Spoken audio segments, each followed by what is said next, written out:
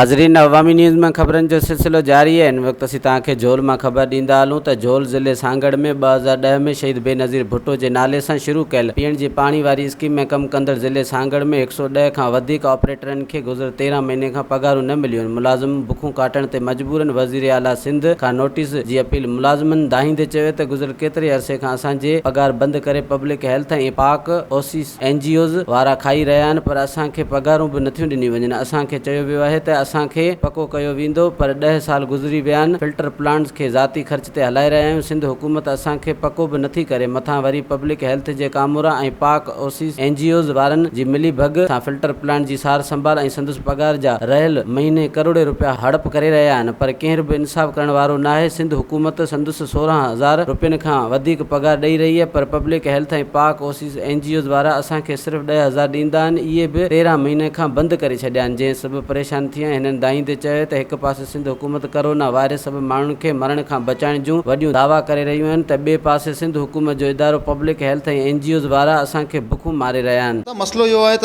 असां आरो filter plant जा operator आहियूं ऐं गुज़िरियल असांजो 12 महीननि खां पगारूं बंदि आहिनि। असांखे हिन लॉकडाउन जे दौर में असीं तमामु ॾुखियो वक़्तु गुज़ारे रहिया आहियूं ऐं गवर्नमेंट खे असीं अपील कंदासूं, सिंध गवर्नमेंट खे ख़ासि तौर ते ही मोहतरमा शहीद बेनज़ीर भुट्टो जे नाले सां ही स्कीम चालू थियल आहे ऐं असांखे उनजे सदके असांजो पगारूं असांखे जारी करे ऐं असांखे गवर्नमेंट में ज़म कयो वञे। साईं, असांजो मसइलो इहो आहे त असांजो पगारूं जेके आहिनि गुज़िरियल 2 सालनि खां मुसलसल पगारूं बंदि आहिनि। उन विच में 2 महीननि जूं 3 महीननि जूं ॾियनि था न, पर हींअर तक़रीबन असांजूं 11 खां 12 पगारूं जेके आहिनि बंदि आहिनि। ऐं असांजा जेके आरो प्लांट आहिनि कुझु फ़ाल आहिनि, कुझु गैर फ़ाल आहिनि, जेको माण्हुनि खे तमामु पाणी पीअण में तकलीफ़ आहे ऐं ज़िले सांगड़ जो पाणी जेको आहे तमामु ख़राबु आहे।